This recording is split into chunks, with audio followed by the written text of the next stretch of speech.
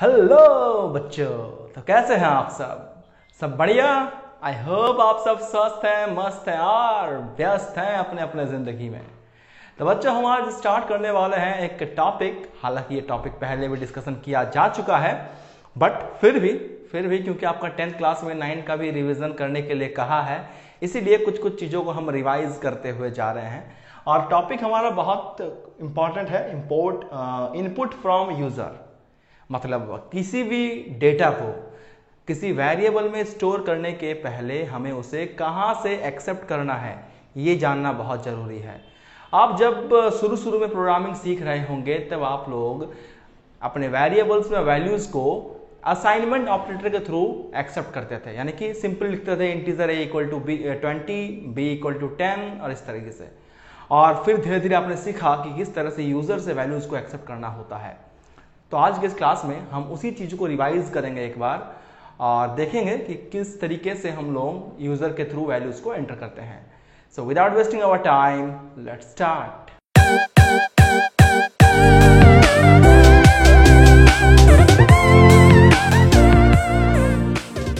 तो देखो, अब तक तुम लोग जो सबसे शुरुआत में प्रोग्रामिंग सीख रहे थे तब तुम्हें पता था कि प्रोग्रामिंग का मतलब सिंपल है कि हमें डेटा को एक्सेप्ट करना है और एक्सेप्ट करने के बाद कहीं ना कहीं उसे स्टोर करना है।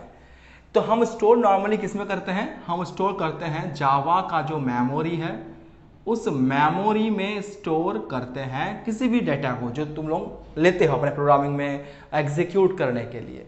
लेकिन क्या हम किसी मेमोरी को डायरेक्टली यूज कर सकते हैं? बिल्कुल नहीं। हमें किसी भी जावा का मेमोरी इस तरह से बहुत लंबा मेमोरी, इस तरह से उसके बहुत सारे मेमोरीज होते हैं, ठीक है। मान लो ये 1001 है, ये 1002 है, ये 1003 है, इस तरह से इसका मेमोरी का इंडेक्सिंग किया हुआ रहता है। और इधर ही बहुत सारा मेमोरी है और इधर भी बहुत सारा मेमोरीज है। लेकिन हम इस तरीके से जो मेमोरी होता है इसमें हम वैल्यूज़ को स्टोर करते हैं 10, 20, 30, ठीक है, इस तरह से करते हैं वैल्यू को स्टोर। बट इतना कॉम्प्लेक्स स्ट्रक्चर को ना समझते हुए हम थोड़ा सा चीज़ को आसान करते हैं।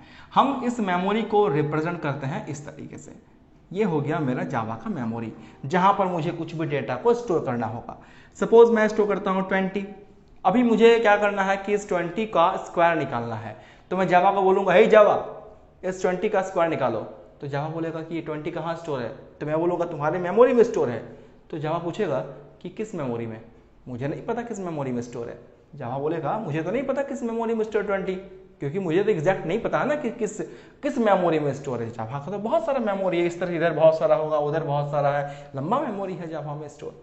बट उन सारे मेमोरीज में से एग्जैक्टली बताओ कि किस मेमोरी में स्टोर है मेरा डेटा। तो इसके लिए क्या करना होता है ना कि हमें इस मेमोरी का एक नाम देना होता है ताकि उसे हम आइडेंटिफाई कर सके उस मेमोरी को।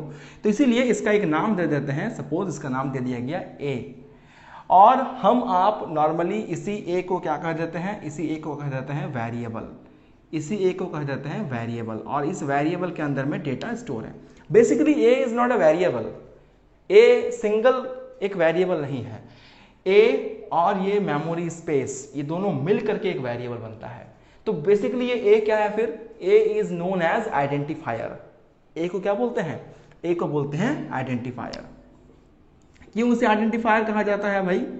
क्योंकि इस आइडेंटिफायर के हेल्प से मैं इस मेमोरी को एड्रेस कर पा रहा हूं जावा को कि इस ए नाम के मेमोरी में 20 स्टोर है और उस मेमोरी में जो वैल्यू है उसको तुम स्क्वायर निकालो।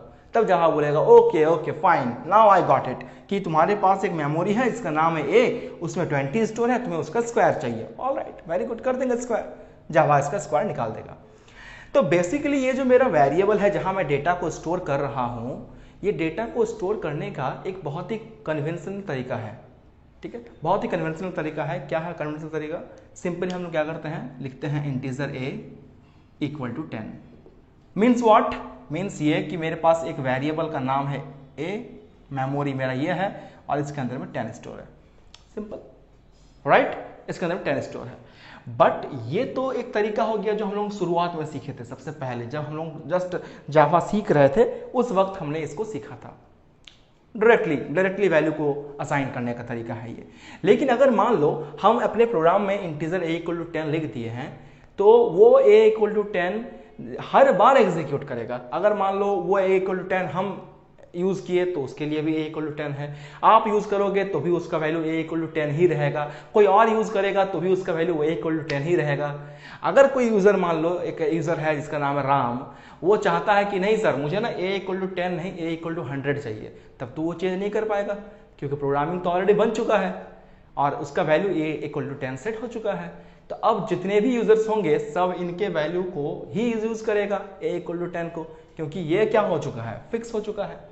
तो ऐसे स्थिति को सॉल्व करने के लिए क्या किया गया है कि यूजर्स के थ्रू हम वैल्यूज को एक्सेप्ट करें, ऐसा कुछ तरीका निकाला गया है।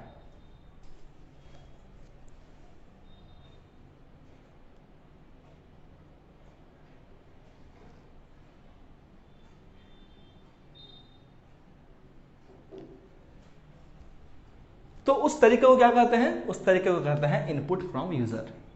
अब ये इनपुट फ्रॉम यूजर का तरीका कैसा होता है, क्या उसमें भी हम इंटीजर a=10 लिखेंगे या फिर वहां पर कुछ और हम लोगों को काम करना होगा, चलिए इसे समझते हैं। तो यूजर के थ्रू इनपुट करने के लिए हम बेसिकली एक कोड का यूज करते हैं, ठीक है, और उस कोड का नाम क्या होगा, हम कैसे यूज करेंगे उसके बारे में जानेंगे। लेकिन इसके पहले मैं एक थोड़ा सा एक चीज को आपको ब्रीफ करना चाहूंगा कि हम इनपुट करने के लिए बेसिकली दो तरीके का कोड को यूज करते हैं, ठीक है, दो तरीके का कोड को।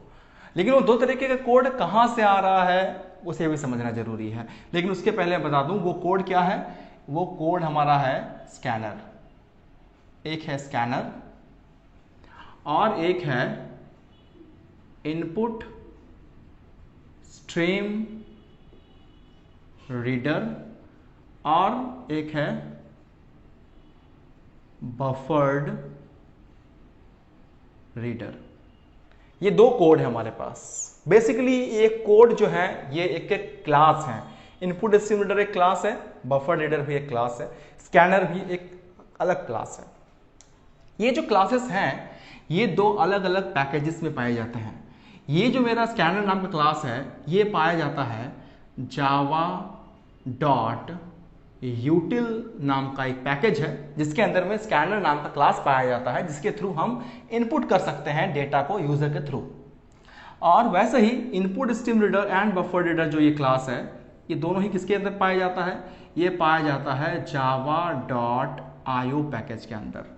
आईओ का मतलब होता है इनपुट आउटपुट पैकेज और यूटिल का मतलब होता है यूटिलिटी पैकेज। तो ये हमारे पास बेसिकली दो बहुत इंपॉर्टेंट पैकेजेस हैं जहां हम इनपुट करते हैं वैल्यूज को यूजर्स के चॉइस के according through this two codes और through this one single code. मैं इन दोनों को भी समझाऊंगा फिर इसको भी समझाऊंगा बारी बारी से। देखो सबसे पहले क्या करेंगे, हम लोग इनपुट स्ट्रीम रीडर और बफर रीडर वाला कॉन्सेप्ट समझते हैं, ठीक है। यानी कि हम सबसे पहले समझने वाले हैं java.io पैकेज के बारे में समझने वाले हैं, ठीक है। अगर तुम्हें पैकेज के बारे में नहीं मालूम है तो मुझे कमेंट करना, तब मैं अगले क्लास में तुमको पैकेज के बारे में समझा दूंगा।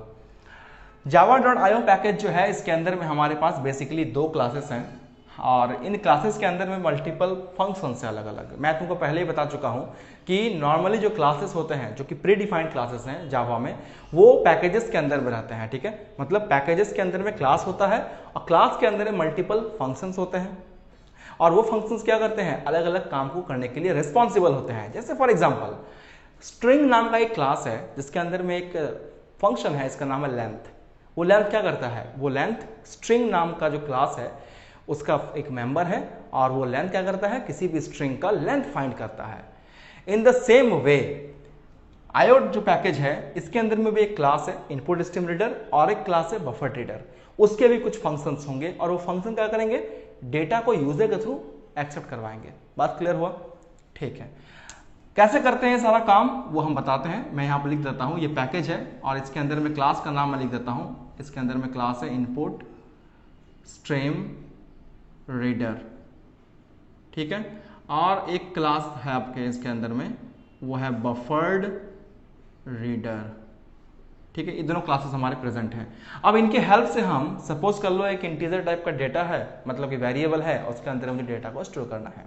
फॉर इंस्टेंस कि हमारे पास इंटीजर ए है और इसके अंदर मुझे एक वैल्यू को एक्सेप्ट करना है फ्रॉम यूजर। और हम उसके लिए आईओ पैकेज का इस्तेमाल कर रहे हैं और इनपुट स्टिमुलेटर बफर रीडर का इस्तेमाल करेंगे। किस तरह से होगा यह काम देखो। सपोज कर लो तुम्हारे पास एक क्लास है, ठीक है, और उस क्लास का नाम है टेस्ट, और इसके अंदर में तुमने क्या किया है, पब्लिक स्टैटिक वॉइड मेन, अपना मेन मेथड क्रिएट किया है। क्योंकि JVM जो होता है वो हमेशा अपना एग्जीक्यूशन शुरू करता है मेन फंक्शन से, इसलिए तुम्हें हमेशा मेन फंक्शन बनाना जरूरी होता है, स्ट्रिंग args। और इसके अंदर में तुमने एक वेरिएबल डिक्लेयर किया है इंटीजर टाइप का a, जिसके अंदर में तुम्हें वैल्यू स्टोर करवाना है from the user.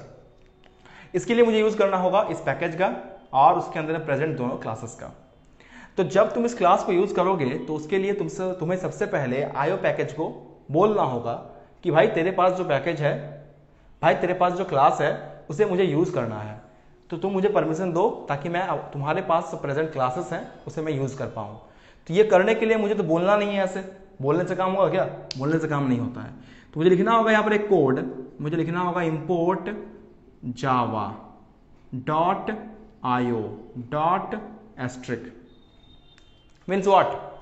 import is a keyword जो क्या करेगा, तुम्हें जावा को बताएगा कि भाई तेरे पास जो आईओ पैकेज है ना उसे एक्सेस करना है, तो उसके लिए तुम परमिशन दो, और उस पैकेज के अंदर में जो क्लासेस हैं उन सारे क्लास को यूज करना है मुझे, उसका परमिशन तुम मुझे दो। ये एस्ट्रिक क्या है? एस्ट्रिक मतलब होता है ऑल क्लास, एस्ट्रिक मतलब होता है all class of the given package.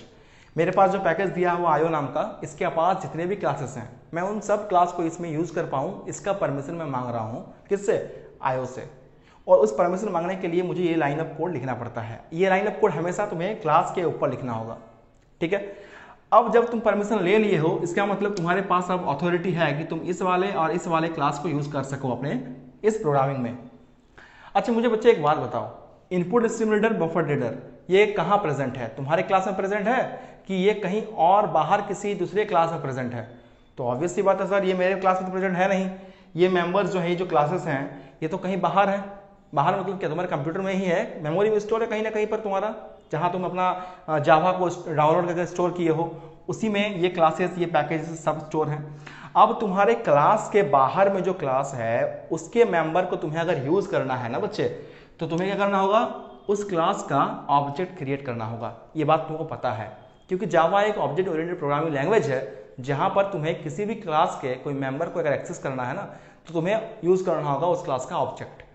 तो इसीलिए मुझे इस क्लास को, जो कि इस मेरे यूजर डिफाइंड क्लास के बाहर है, इसीलिए उसका मुझे क्या करना होगा? ऑब्जेक्ट क्रिएट करना होगा।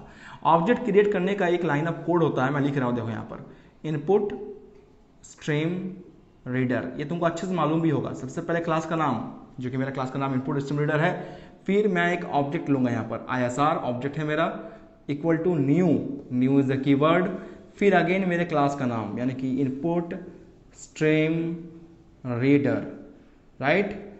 और इसके अंदर में लिखना होगा मुझे सिस्टम डॉट इन। तो ये पूरा लाइन क्या कर रहा है? ये पूरा लाइन कर रहा है इनपुट स्ट्रीम रीडर का एक ऑब्जेक्ट क्रिएट कर रहा है। वैसे तुम्हारे पास एक और क्लास है बफर रीडर। अब तुम्हें क्या करना होगा? इस बफर रीडर नाम के क्लास का ऑब्जेक्ट क्रिएट करना होगा, क्योंकि इसके अंदर में कुछ फंक्शन है जिसे हम अपने प्रोग्रामिंग में यूज करने वाले हैं। तो उसके लिए मुझे लिखना होगा एक लाइन ऑफ कोड होगा, buffered reader br is the object name is equal to new buffered reader, और ब्रैकेट में मुझे लिखना होगा ISR क्या है? ISR मेरा इनपुट स्ट्रीम रीडर का जो ऑब्जेक्ट है वो मुझे वहां लिखना पड़ा, ठीक है। तो ये दोनों से मेरा क्या हो रहा है कि दोनों क्लासेस का मैं यहां पर बारी बारी से ऑब्जेक्ट क्रिएट कर रहा हूं, और फिर मैं इस ऑब्जेक्ट के हेल्प से इनमें प्रेजेंट जो फंक्शन होगा उस फंक्शन को हम लोग कॉल करेंगे और डेटा को एक्सेप्ट करेंगे फ्रॉम यूजर। तो उसके लिए मुझे लिखना होगा कि डेटा को मैं जब एक्सेप्ट करूंगा यूजर से, तो उसके लिए मुझे कुछ लाइन ऑफ कोड लिखने होंगे। तो उसके लिए मैं लिखूंगा यहां पर, देखो कि a इक्वल टू इंटीजर